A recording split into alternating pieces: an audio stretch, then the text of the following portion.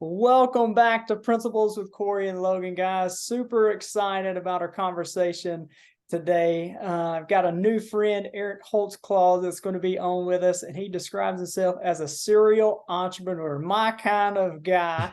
And Eric, welcome to Principles with Cory and Logan. Thanks so much for having me. And serial, sometimes parallel. Sometimes I got a couple going on at the same time. But definitely can't seem to get myself out of that category of entrepreneurship and starting something new. Just kind of accidentally happens at times. Absolutely. And just to kind of way of introducing you to our audience, Eric, Eric is the Chief Strategist and Dojo Master at Liger, where he is the resident expert in guiding businesses to find their identities. I mean, that is super important, and their core values, crafting their vision and establishing their brand. He is a serial entrepreneur. He also has a podcast called The Claw, where he interviews business owners and entrepreneurs. He's an author, he's a speaker, and does a lot of amazing things around the world, I'm sure. And so, Eric, that's kind of where you're at now. Would love for you to take us on the journey, take us from where you were to how did you get to being a serial entrepreneur, even jumping even into business? So at the age of 5, I either wanted to be president of the United States or I wanted to work for IBM because I live in Atlanta. And back in the day, IBM was the company to work for. And so I crafted much of my sort of early life all the way to even the college I chose to end up at IBM. So I was at IBM at the age of 18. So I was working for IBM as a co-op, and I would go to school one quarter, be at IBM the next. And what I found when I got to IBM is it was actually maybe a little too boring for me. So there was a lot of, bureaucracy and, shift schedules and all that kind of thing. And at that time, Atlanta had a lot of people, they were doing layoffs. IBM was laying people off, but they were laying them off when they were very young and they were giving them way too much money. So we ended up creating this like startup economy here in the Atlanta area. And I went to work for a startup that had been started by a bunch of ex-IBMers. In fact, there were 40 people in the company, 30 of them had worked for IBM, and the other 10 were from other places. And at that point, I met a guy who was an entrepreneur, and he and I hit it off. And I basically followed him from company to company, learning how to do that, and have then done several since then on my own. So I tell people in the short story that I'm a recovering technologist. So early in my career, I ran development shops and technology departments and things like that. I did a brief stint in sales for some Silicon Valley-based companies. And then I started and owned a research company for about 10 years, sold that in 2012 and swore I would never start another company. So I was doing operational work for entrepreneurs who were trying to scale their business. So I basically was like, hey, I'm just going to be a contractor. I'm going to work with them, be their kind of incremental COO, because I know how to either run a business or to lead it or how to make it work better. Right. And so when I was in these businesses, they would look at me and they're like, hey, so you're running operations for us, but we also need someone to run our marketing department. And since marketing is primarily technology and understanding the user, so if my background was technology and I had a research background, I was like, yeah, I can do marketing. That'd be great. And so I would get their operations running and they wouldn't need me to do that any longer, but they would leave me with their marketing department. And so at some point I had six companies and I was running 6 companies' marketing departments. And I have someone who's worked for me for years. She's worked for me 10 years. And I was in the car headed home one night. I was telling her I was about to sign another contract to do operational work. And she's like, you do realize that you do not have a consultancy anymore. This is a company. She's like, you're just calling it that. She's like, if you were advising yourself, you tell yourself you have 6 jobs. This is ridiculous. And so I ended up merging my business with another business that was doing most of my execution, which is how we ended up naming it Liger. And then I now own a marketing firm.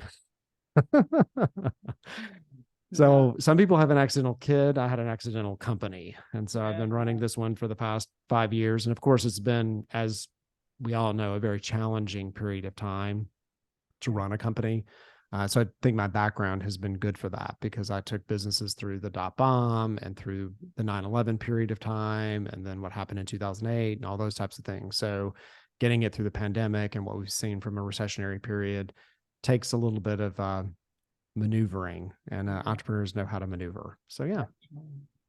You said something I thought was really interesting. You said you sold your business. I ain't gonna do that again. Yeah. Curious, what caused you to say that? I mean, if you've done a business for a while, what I had is I had a project-based business, and part of the thing that wasn't what I didn't like about it is we would do projects. We did 250 to 300 research projects a year. And so a client would bring us something that wasn't working. We would go do the research and tell them how to fix it. And then we didn't know whether or not they had taken our advice. So it's like being a doctor and somebody comes in and they're like, "Hey, I feel sick," and they leave. And you're like, "Well, I don't know if that person died or if they made it or whatever." And so that wasn't very satisfying for me. And so by getting back into that operational work, and it's funny because I lead organizations, but I'm also really okay with being the right hand to a leader. So it's like, if I could just get back into the right hand piece, I did, to be completely perfectly honest with you, hope that I'd find a business that the leader wanted to hand me. So I Yeah. didn't want to start one from ground zero. I've done that way too many times. I was like, I want something that's just like, profitable, but not progressing. And so my attempt was like, okay, well, I'll come in operationally. Maybe the leader doesn't want to lead it, and I'll take the business and move it to its next level versus starting at a cold start. And so um, I kind of did that because like I ended up with like all these different clients I was working with. So I sort of built this thing. But running a staff of people is not for the faint of heart. Making payroll every 2 weeks is not for the faint of heart. Having the world shut down at the beginning of March and losing half your portfolio is not for the faint of heart. And so it's a harder job than I think people think it is. And it could be far better just to be a consultant to some organizations. But in that case, you may not be building anything that you can then pass on from a legacy perspective. So I've worked very hard for Liger to be a legacy brand that lives beyond me, that's, built more like an accounting firm or a law firm. And we do work in a recurring model. So we have retained business with our clients. So I don't think I fully answered your question. I think I was burned out on continuing to see problems over and over again and knowing what needed to be done and not being in a position to fix it. Yeah. And I didn't want to start something fresh. Yeah. Well, I think you kind of did, because it kind of goes before we even press the record button. You and I were talking about, I like entrepreneurship, but the reality of it is that it's not easy. Right. And you kind of talked about it being the new rock star thing. Well, just go start you a business, and it sounds good, it's shiny and it's flashy, but there's a lot of work involved, right? And Yeah. yeah, yeah. There's a I lot think of work with it and there's a lot of stick to it. yeah. Right. And so, and I societally, and I actually think this problem gets worse now that we have things like AI that can instantly answer a question for you, or you can have your grocery show up at your house. Like we are such a all of a sudden in the moment company, or sorry, people. And a company is not that. It takes months and months and months and months, and you have no idea if some of the things that you're doing are going to work. And then all of a sudden they do. And you're like, okay, that was great. Or they don't. And you fail forward. Like you've learned what the next thing is. And we don't like to be uncomfortable. People just don't like to be uncomfortable. They like, and it does take a sort of, either a background or a level of tenacity, willing to get up every single day and do the thing. And that's just, it's hard. And not everyone's built for it. And that's part of why it doesn't work. And they typically get to a point where I think they give up a little too soon. Yeah. It's like, oh, I tried that one thing and it didn't work. And it's like, yeah, but it might take you 18 months to know if it works. So Yeah. Well, and I think that's what somebody like you who has an expertise in something like that. And I was going to ask you this, because part of your story, you said you kind of like to come in once it's got up off the ground, it's a little bit profitable. I love the startup, right? I love the kind of the launch, but then myself, and then I talked to a lot of other entrepreneurs that kind of hit that point, like what you're talking about, of, hey, it's good, but like there's this ceiling here that I need to break through. And if there's somebody listening that seems to be in that position where, you know what, I've got it to a certain point, but we keep getting the same results or keep getting the same revenue, like we're not hitting that growth. Any advice from your perspective for them to break that glass ceiling to get to that next level? Yes, absolutely. So I love operations. Like I'm at my heart is operational. Like how do I touch something once and never again? And so part of the reason I've done so many startups where I was employee number one and you have to build everything and build everything. And I'm like, I want to have part of it built and then fine tune it. So it's about fine tuning. And when I was doing the operational work, I was introduced to a thing called EOS, which Yeah. is Yeah. the book Traction. And so I implemented EOS at a lot of the companies I was working with, and it made such a dramatic improvement in the way that they looked at their company organizationally, their accountability chart, how they established rocks. You can also tell whether or not the founder really wants to scale their business or they're just saying they want to, Mm, right? yeah. And what happens is founders get caught up in like, well, if I do this and I'm not the guy who does X thing within the business, well, then what do I do? Right. So like they end up they fail because they don't know what their next role is, right?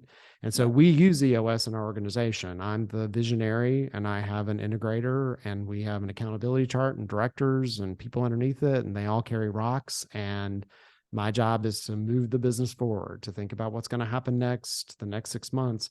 And then I have an integrator who deals with all the, and I'm not a great people person. I just do not like, I like people, but I don't love it. Right. Like, and I'm more of an introvert. So in that space, it gives me what I need to kind of get us to the next level. Think about those things because my integrator loves people. She loves to like invest in them and make them the best that they're going to be. And you'll find most of the successful businesses that you hear about are not individuals, they're pairs. They're at least pairs. And there's Mm, an inside person and an outside person. Even my research company, I was more the back end operations guy, and I had a guy who did the sales, and we had somebody who was kind of our subject matter expert, because then the burden gets shifted.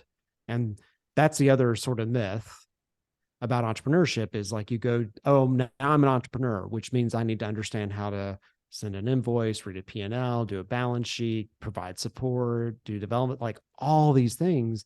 And you don't know that immediately, right? And then regrettably in school, we're just not teaching people that at all, mm, right? Like that is so far missing from the curriculums that are out there.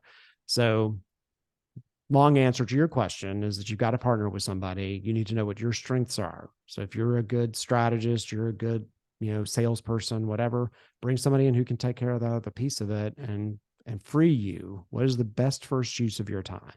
What yeah. should you be focused on every day and give everything else to somebody else?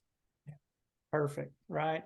And basically to sum up what I heard you say is the entrepreneur themselves actually become the bottleneck. They want to hold on to Oh, everything. every single day. They Yeah. are the problem. And I did a bunch of podcasts and things, and entrepreneurs fall in these like rectify versus amplify categories. And a lot of entrepreneurs build businesses because they're trying to like prove someone wrong or for something from their past. And that holds them back because once they give that up, then it's more than them. And if you really, really to build an organization, you want to build something that's bigger than you. You Yeah. got to do it that way. Yeah, yeah. I love what you said that you guys are building your brand to be a legacy brand that extends beyond your personal touch. It's not solely dependent upon you, right? Right. And Yeah. when we our very first business was in the physical therapy lane, we built that business, sold that business. And one of the things I realized later on, it was a successful business until I moved out. I had built it solely on me.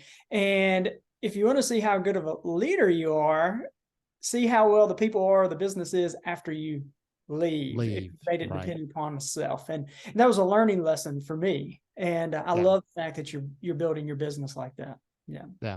And that's, the book E-Myth, Michael Yeah. Gerber's E-Myth. So that's a great book for anyone to read to understand what that means. And traction, what I like about traction is it's nothing new.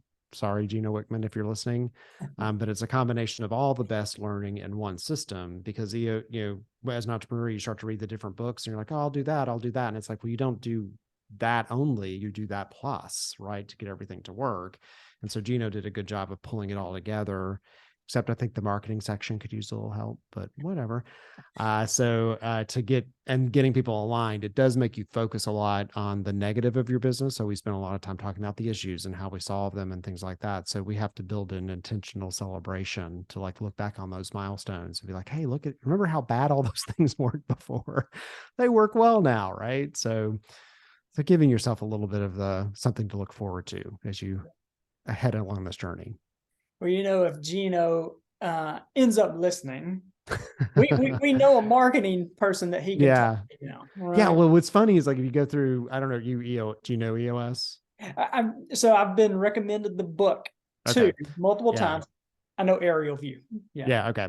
And there are implementers who can help you implement it. So we had an outside implementer for the first period of time, and now we sort of self-implement except for our annual meeting. And so it's got sections about everything. And the marketing's like these 3 bullets. And it's like, but we spend all this time on all this other stuff. There's way more in the marketing section. So probably inserting a marketing book into that process would be a good thing. So yeah, that's interesting. And so you're in the marketing space. There's change, growth is occurring in every single industry and society and all of that. I was just kind of curious from your perspective, right?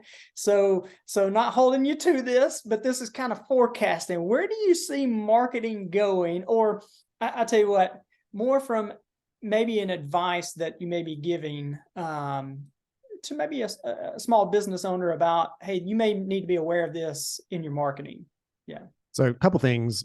I'm really excited about what's happening in marketing. Yeah. I love change and disruption, and I've participated. Almost every business I've ever had was formed out of some disruption. So the internet, social media, those types of things. So we have artificial intelligence in play right now, which means you can do so much more in your marketing category that you couldn't do before, and the reason I say that is artificial intelligence is primarily focused on good content creation. And I'm going to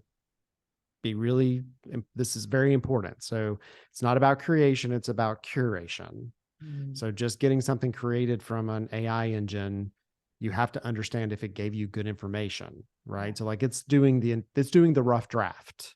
So you should be reviewing it and being like, know this, know that, those types of things. So I'm not seeing it as a replacement. It's a replacement for the person who creates the first draft, but then you as the expert need to curate it and make sure it's going to be appropriate and that type of thing.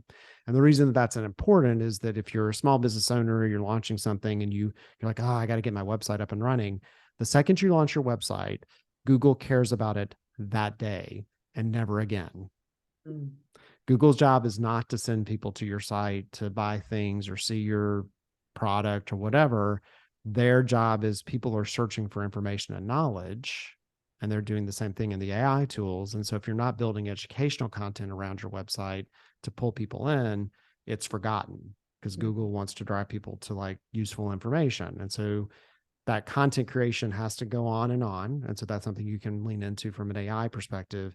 And then you're either using social media because you need to get in front of someone and they don't know what you are or what you do, or SEO because they're searching for your product or service on a pretty regular basis.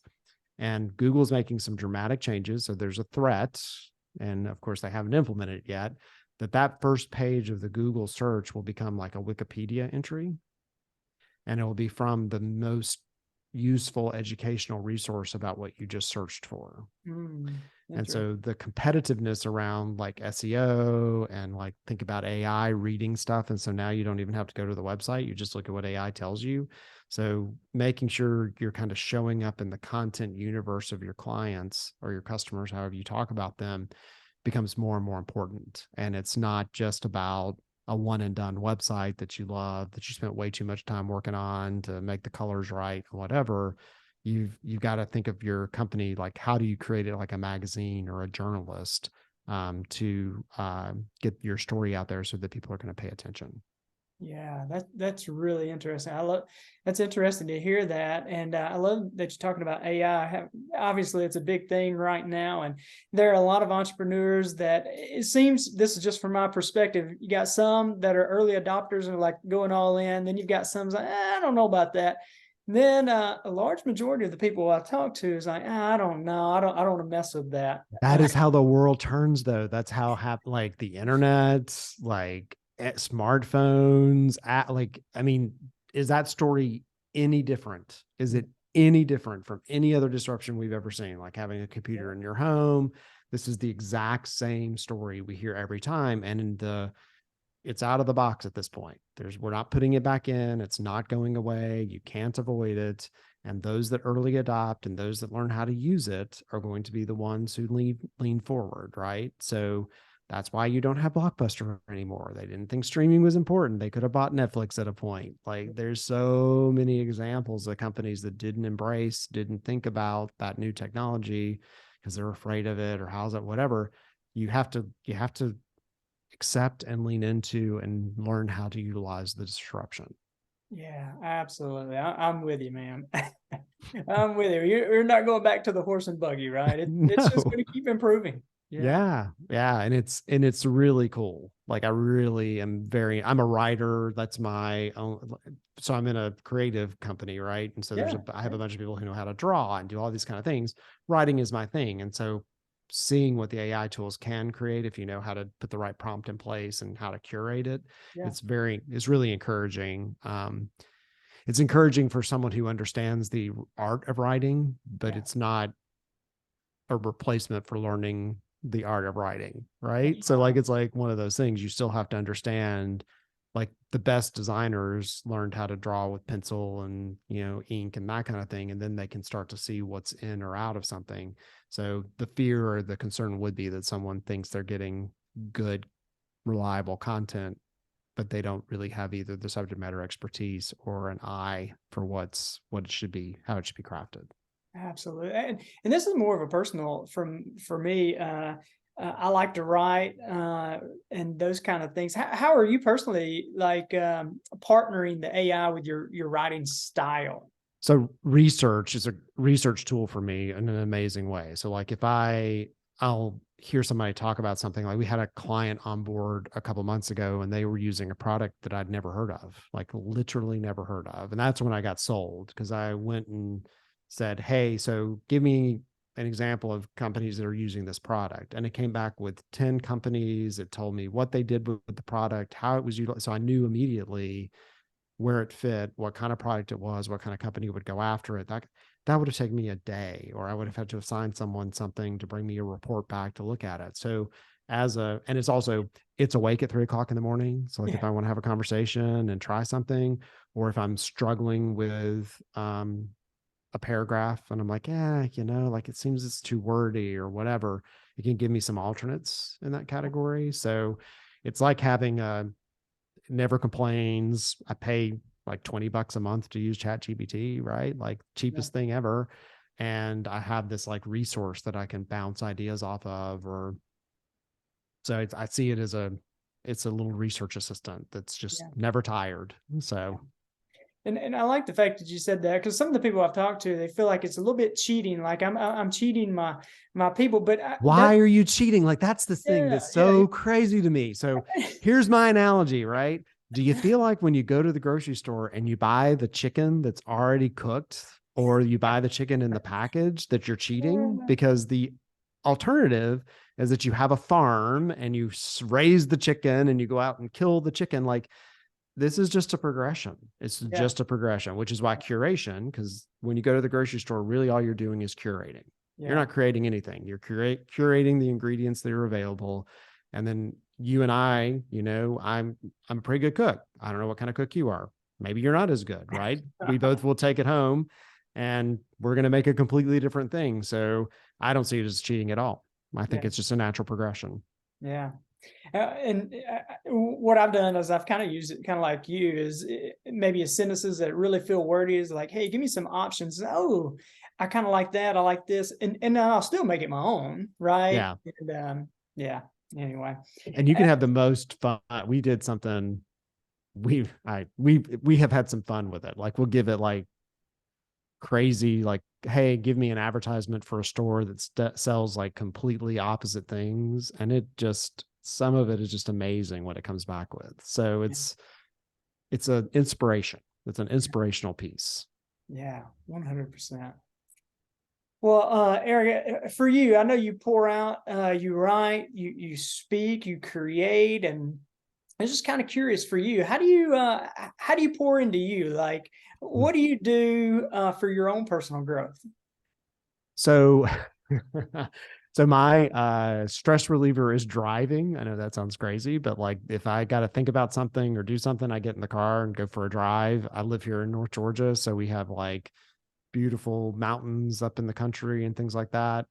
I have an RV, so I travel, and if there's a week that I don't have as many meetings, I may be on the road, working. So it's a very nice to travel and those kind of things. And then I love food, and Atlanta's a great food town. So Yeah, not much of a golf guy. Like golf, I'm always really bad at that. So, but yeah, those are my outlets. Those are my little you need, when you're doing this kind of work, you need to give yourself like tiny little awards along yeah, the way. And so a Friday night, 5 o'clock, I shut everything off. We're going to go to dinner. We're going to maybe take a drive. Like you got to do that because it's the only way you can recharge your batteries, and make sure that you're going to be in it for the long run. You can't just continue to work it. And so how do you create those tiny, and for some people, it's like, hey, when I get to this milestone, I'm going to buy this little toy, or I'm going to do this, whatever. Put those things in place. Those are things that you need to reward yourself with along the way. yeah, yeah. It just kind of keeps you going, and I like that. And one of the things teaching leadership is you can't be at 100% all day, but there are points in your day that you need to be 100%. And Right. like what you're talking about, it creates that longevity, Yeah. Well, right? you and I talked, like I was coming hot into this just from a meeting. Yeah, And so I have someone who manages my calendar. I don't manage my calendar. And so I get up every day and I do whatever it tells me to do. And that sounds whatever. But if I had to manage it would be so much noise trying to figure out how to get somebody on there. And I'm like, okay, I'll do whatever between these hours. yeah, Just put it on my calendar, make sure I'm never double booked. And I can move from thing to thing. And I use the night before to prep for whatever's going to happen that next day. So trying to get rid of the things that are sort of noise, yeah, right? And there's so many tools and ways of doing that nowadays that you should really, what's your best first use of your time? Best yeah. first use. I love that. And man, being effective and efficient with your time is huge. Activity is not always accomplishment, and we like to wear this hard work as a badge of honor, but it doesn't always mean we're productive. I love the fact that you are very, very effective and efficient with your time. One of the things you had mentioned is that you were on you hosted a radio show, you do podcasts, and I mean you've been in the game as well as an entrepreneur, and you talk to a lot of entrepreneurs. I just kind of curious, are there some themes that you see or some things that have stood out to you, maybe lessons you've learned along the way from talking to all these entrepreneurs? Yeah, I mean, I did the radio show for 2 years and all the podcasts, and so there's some central themes like understanding why you started the business to begin with, Yeah, and what you want the business to be for you long term. Because like some people get that honeymoon period of like, hey, we're going to start a business, but then it's there for a while. So like, how are you going to get out? Because every single business has an exit, and what does that exit look like? Making sure that you're aligned with the people that you're working with. My example on that is like I could say skiing, and you think of snow skiing, and I think of water skiing. And yeah, so you and I show up for a trip, and we have completely different equipment, right? So like mm, you started this business with someone, or you've started down a path and you've said, yeah, we're going to go skiing. And you've not fully defined what that means and where that's at. And being okay with some healthy conflict, like you have to have the conflict to move things forward. In fact, if you don't have any conflict, there's probably a problem. yeah, You're not really kind of getting to the root of what you need to accomplish and where you're headed. So, yeah, consistency. That's the number one mistake I see specifically in the marketing category that most companies make is they're like, oh, we shared a piece of content once and it didn't work. And I'm like, no, you have to share a piece of content like all the time. And so, yeah, I went to the gym once and now I don't look like, some buff, muscle bound guy. It's like, yeah, you went to the gym once, right? So there's a lot of these principles that you learned in elementary school and whatever, that then you get into entrepreneurship and you're, for some reason, and it is the stories that are told. Like it's, you'll see something on CNBC and this person started this business and then they did this thing and now they're selling 30 million units. And so in like 15 seconds, you've heard the story from beginning to end. And for example, like Truett Cathy started Chick-fil-A in 1947, and he didn't do the first franchise until 1967. It was 20 years later, right? So there's 20 years of him working at the one little dwarf house down in near Hapeville before this like national brand existed that was well beyond him. So it's not an overnight success. It requires a fortitude that, and it's also, there's no such thing as work-life balance. So it's just a lie. So if you're going to start a business, it's like having a 2 or 3 year old. Like you don't have a lot of work, you don't have a lot of balance when you got a kid running around the house, right? That doesn't know how to feed itself and has to have its diaper changed and all those kind of things. But your ultimate goal is that business gets matured. Like it's like I have a presentation I talk about surviving the awkward in between years. So like you have this company and people kind of like the beginning because you're building a logo and you're talking about it and it's all the dreams and the vision. That's kind of like when you get the baby, right? And then you end up with like this gangly teenager that can't drive and talks back to you and is hard and like that. And you got to get them out of that stage and get them off to college. So how do you survive those awkward in between years? And a lot of companies get stuck in the awkward in between years. They don't know how to like get their company to the next level, then get out of the day to day. You really have to focus on that because the intent of a company should be to serve you, not for you to serve it. Mm-hmm. Wow. That is a very powerful analogy you said, and it really just struck me as you're talking about that, having the child and maturing. You talked about the awkward teenage years, and in real life, teenagers in that they're trying to fight for identity, right? They're trying to discover who they are. And in your reading right there, that's what you do is you help companies identify their identity. And kind of curious, do you care to dive a little bit deeper into how do you help them discover that identity? I think you just touched on it just a little bit there. But well, a lot of tough conversations. So 90% of our portfolio are M&A. So they're companies that have bought other companies. And so we were with one yesterday doing a discovery session, and that is a sensitive place because, this company has built this identity. Maybe their kid, drew the logo, they're really bought into it. And you have to get them boiled down. It's like, so, but yeah, does this represent where you're headed and what you do? And is this going to be appropriate to you moving forward? Like all those kind of things. And so there's a great level of vulnerability. And before I owned a marketing company, we went through an identity thing with the company I had, and it had a puzzle piece in the logo and it was yellow. And I told them, hey, when we redo the identity, the thing you have to save is the puzzle piece and the yellow. Like those are the only two things I care about. And so the firm I was working with was very brave and did what they were supposed to. And our new logo didn't have yellow and it didn't have a puzzle piece in it because it was not the appropriate thing for us to do moving forward.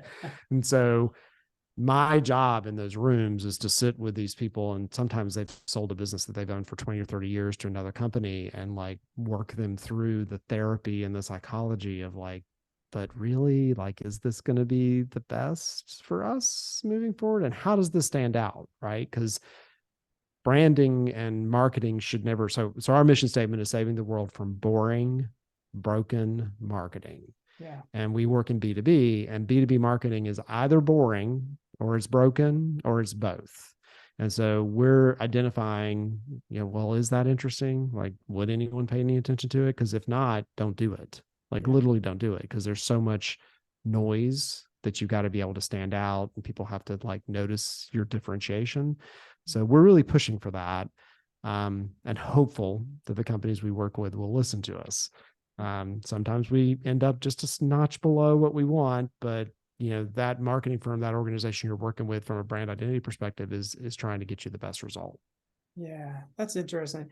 Thinking about the maturity level of your organization, your business, does that represent maybe who you were, but where you're going? Yeah, aspirational branding should be aspirational. Yeah. We do this thing where we'll take all their competitors and put them on a color wheel and see where their colors are, and like, let's pick a color they're not using. Maybe we take the company's current brand and their customers, and we're like, does your brand look like it would live in the same house as the rest of these? So if these are the customers you're going after, does your brand stand to that brand? Right. So there's some of that. Like, branding is all about, so my analogy in this category is, so like there's Starbucks and Dunkin' Donuts. Yeah. And you're either a Starbucks person or you're a Dunkin' Donuts person. You might not be either, but if you are, you're in one camp or the other. Yeah. And my business partner for a very long time, he and I were the same age. We made the same money, worked for the same company. So demographically, we're the exact same person. I'm a Starbucks guy through and through, and he never walked into Starbucks. He was always Dunkin' Donuts, right? And but it was branding because they both sell coffee and pastries and stuff. Like that's it. So what do you want your brand to attract? Who's the customer you want to attract, and who do you want to repel? Because it's just as important to repel that non-ideal client, because they'll use all your money, all your time, all your resources, and still not be happy. That's right. Yeah. They'll be the ones that complaining on you, right? Yeah. Giving you Yep. those 2-star reviews. Yeah. Yep. That's awesome. Well, Eric, you have added a ton of value. You really have. And I want to, if somebody is listening, maybe they've got an organization that matches with what you guys do, and they want to get in touch with you and like, hey, Eric, we really need your help. We could use your team's help. What's the best way for them to get in touch with you? So LinkedIn is my new, I was big on Twitter back in the day. I've got like 30 something thousand followers, but not so much on Twitter anymore. So LinkedIn is where you can find me. I'm all over LinkedIn. I talk to everybody there, connections, direct messages, all those kind of things. So Eric Holtzclaw, you should be able to find me. And then you can also eric@ligerpartners.com is my email address. And of course you can find us at ligerpartners.com.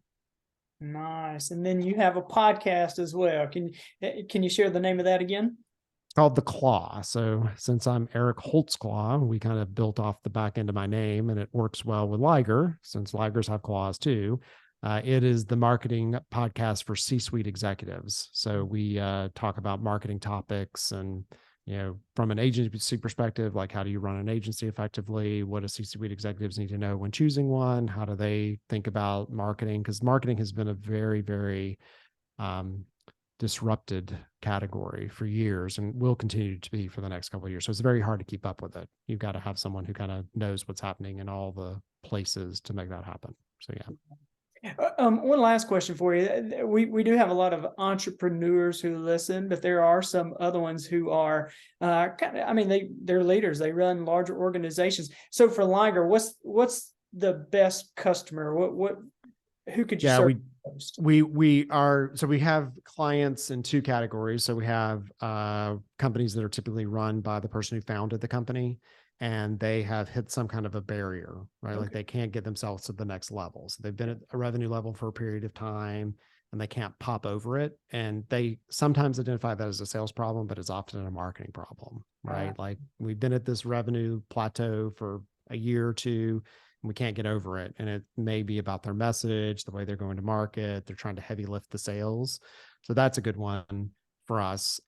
Those are privately held businesses typically, but they're, again, profitable, but not progressing. Yeah. Got a few years of experience, kind of know some customers, things like that.